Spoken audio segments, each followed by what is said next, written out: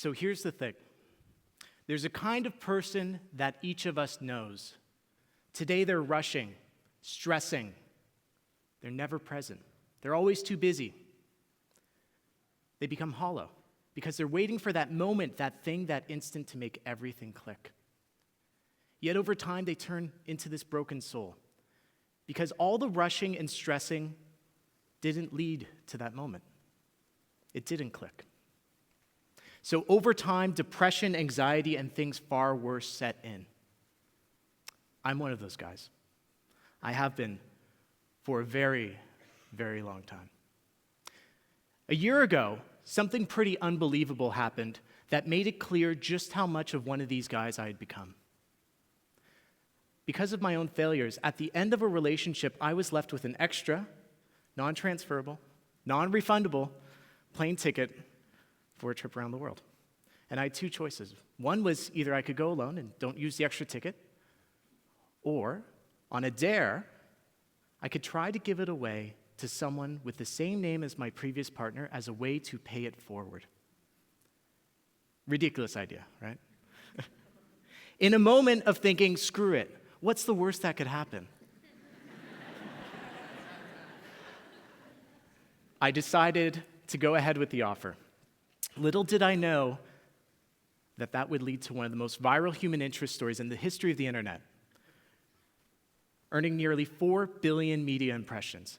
And it would also become one of my life's most defining experiences, but not at all in the way I would have ever imagined. The part of the story that's worth today isn't about how I gave away the ticket or traveling the world. The part that's worth sharing is about how this wild journey led me to way more questions than answers about how we think of our self-value and self-image. Going viral is kind of like having every insecurity you've ever had in your entire life put on steroids, and then having them all erupt at the same time. I really, truly, definitively do not recommend it, okay? Don't go there. And despite how glossy it looked on the outside, on the inside it was very, very different. The ugly truth is that I've never been more lost, more raw, more broken than I have in the past year. I've been battling severe depression, loneliness, worthlessness, lots of thoughts of ending it all. And that viral instant was this catalyst for a long overdue fight with myself. And I still feel a huge amount of remorse that this ever even happened, to be very honest, and that it implicated other people, specifically my previous partner. So I asked myself for months on end, what's the difference between the guy that I am right now, this broken dude, and someone that would just feel whole without exploiting this whole thing? What's the difference? Why did I have to push it so far? And I looked at my own case. And I looked at the case of some distant friends that have experienced sort of similar things. And what I realized is that it comes down to purpose. Specifically, how I thought this instant would deliver my purpose. In other words, my identity, my destiny, because I had been waiting for so long for something to make sense of all of this. And besides, we put purpose on a pedestal, don't we? We hear everywhere that in order to find happiness, we must find purpose. Or in order to make our mark in the world, we must find our one single, undying, perfect purpose. We're afraid of mediocrity, aren't we? For ages, we've thought of purpose as this concept of doing something with conviction or belief. But today, we've taken that definition and we've romanticized it. And we use it as a label to apply meaning to our lives, as a way to shake off insecurity, as a way to feel perfect, even when we're broken. So today, I'm here to suggest that maybe purpose is actually an implausible level of perfection that we'll never really find. And that rather than chasing it down, we should run from it. And rather than thinking that will empower us, maybe we believe that we're actually setting ourselves up for a much greater level of failure. Maybe our purpose, just maybe, is to have no purpose. Let's think about how we typically think about purpose, okay? So we've all seen these Venn diagrams that suggest a couple different things. One, that we all have something that we can find, and B, that we all have one calling, okay? And so we look at these Venn diagrams, and there's all sorts of different circles: personal life, professional life, what the world needs, how you can make money. And then the middle part is this perfect element where if we can figure out what that thing is, it makes sense of everything. As if it's that easy, right? No. We've created a commodity around finding ourselves. We've created a belief that we can buy our sense of self, and we can force it into being. And I did this. Oh, boy, did I do this. After the trip, I knew I would be incredibly lost because that whole experience was such a whirlwind. So I signed up for a seminar that was designed specifically to help the attendees find their life purpose, okay?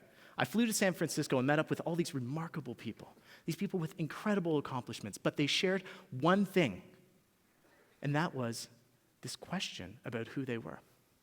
So after 4 days of workshops and inspirational speakers, working groups, we gathered together in this one big room, all 200 of us, and we sat in a big circle. And one by one, we had to go into the middle of that circle, and we had to scream out our newly minted life purpose. You can imagine me sitting there. And of course, I was right near the end of the circle, so I would be like the second last guy to go. I was sitting there. I was stressing. I was losing my mind over this. I had this crappy little notebook, and I was just scribbling, tearing up pages, being like, no, that's not it. Yeah, maybe that's it. I don't know. Okay, we'll save a piece of that. All of a sudden, it was my turn. And I had to get up, and I walked into the middle of the circle, and I took this nervous look around. I took a deep breath in. I opened my mouth, and I lied. I lied entirely. I had no idea. No idea. And you know what? It was humiliating because everyone was going into the middle of the circle and saying what they're all about with this intense conviction. And I was sitting there being like, man, I don't have that. I felt like a fool. I felt like the dud. But then a little later, this guy comes up to me. He's like, hey, I really liked what you said there. And I let go like one of those like awkward slow laughs, like, ha ha, oh man. And I explained that it was total BS, and I had really no idea what I was talking about. And then he stopped me, and he said, really? Really? Because I thought I was the only one. He goes on to explain that he thought he was lying, and he felt like the outsider. And this guy is like the real deal, okay? This guy is like a super well-known global entrepreneur. He's like the kindest guy ever. He's getting all these accolades. He's genuine. He's generous. Like, he's one of those guys that you look at and you're like, man, this guy just has it together, okay? He didn't know his purpose. And then we're having this conversation here, and slowly our conversation starts growing, and more people join in. They didn't know what their purpose was either, okay? And it hit me right then and there. Maybe we use this kind of purpose as a way to mask our own insecurities and vulnerabilities. Just think about that, okay? And then rather than dealing with those vulnerabilities and insecurities first, and then maybe going out to become a purpose-driven leader or whatever, maybe, just maybe, we use it as a way to associate ourselves to a broader vision, a broader idea that makes us feel validated, makes us feel worth something. Maybe our purpose is to have no purpose because we use purpose as a shield. So I've spent the last year asking almost everyone I meet if they know their purpose. It's super annoying. But what I've learned is that we lie. Oh man, do we lie. We either lie to ourselves or we lie to each other. It's amazing. But we say that we know. We really do. Because we are conditioned to send out the press release version of our lives, aren't we? Like, that's why our Twitter bios are like perfectly calculated, okay? That's why our Instagram captions are amazing. But it goes so far beyond online stuff. That's a cop-out to think it's just online. It's in real life too. That's when an old friend calls you and they ask how you are. You say, oh, I'm good, yeah, pretty busy, but things are going well. How are you doing? Oh, I'm busy too, funny. And that's the extent of your social interaction, right? There's like this superficial thing that we're all giving into, and it's crazy. And what I really believe is that we are actually experts in personal branding, like to a phenomenal level, because it means, ultimately, that we can mask reality. and that we can push out whatever we think the world wants to see. We fake it. We're amazing at faking it. One of the greatest crises of our generation is faking our purpose because it's so seductive and so easy to do. Let's go back to the trip for a second. The trip itself was a traveling roadshow press release, let me tell you, okay? We smiled for the cameras because that's really what we had to do, to be very honest. There was a movie, a TV show, a book, a charity, the second largest entertainment agency in the world that was all over this thing. We went into this journey as two authentic people taking a trip together, and yes, in a highly bizarre set of circumstances. But by the end of it, we were actors. We were faking it, and we knew it. And I'll be honest, I did want to be defined by this whole thing. I mean, the better parts of it, of course. I did want to emerge as this travel meets, a good guy next door, meets, slightly romantic but not quite guy sort of personality kind of thing, like some sort of melange. But it wasn't me. It wasn't the case. And things started to slowly fall apart, just as I slowly fell apart as well. Okay? And on the trip itself, we also said no to perfection. And how did we do that? It was really easy. We didn't deliver the romantic ending, the Cinderella ending that the world wanted. And that moment right there made me realize how much this same struggle had been impacting every element of my life for the last 10 years.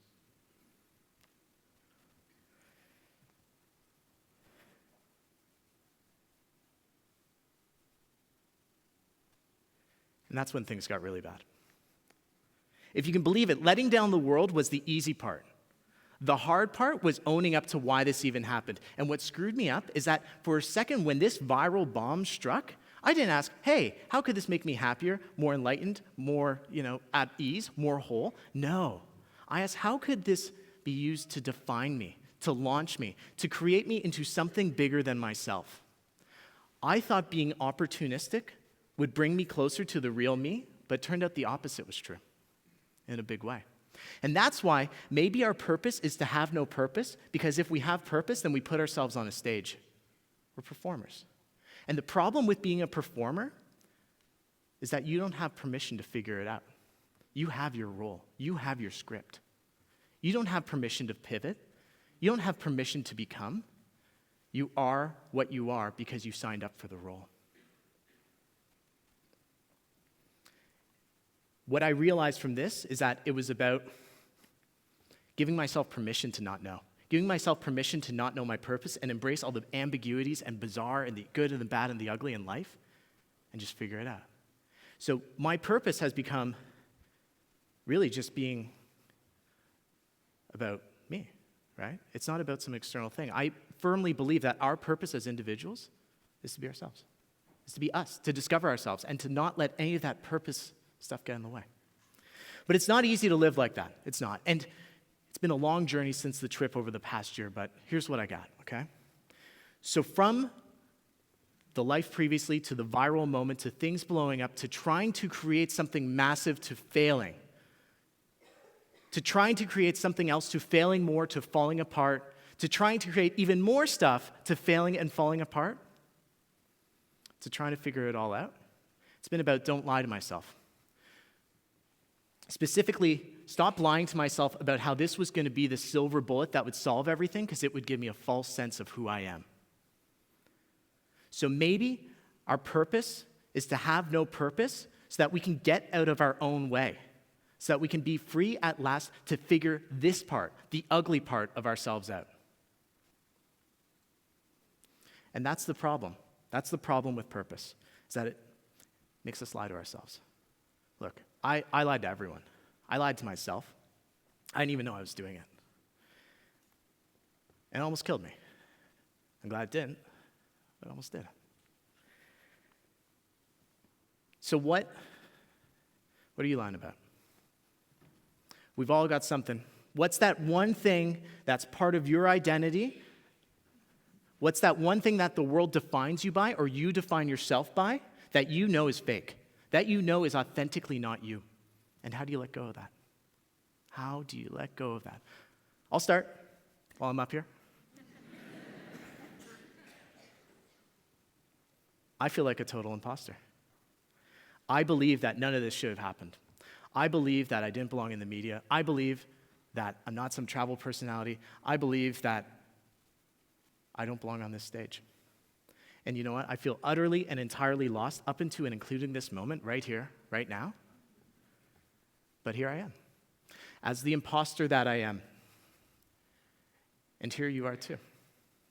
And look, guys, I don't know how to let go of this, but here's what I got. I think if I give myself permission to not know my purpose and permission to come clean, then that's a start.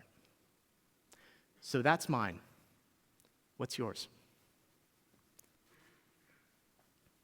Thank you.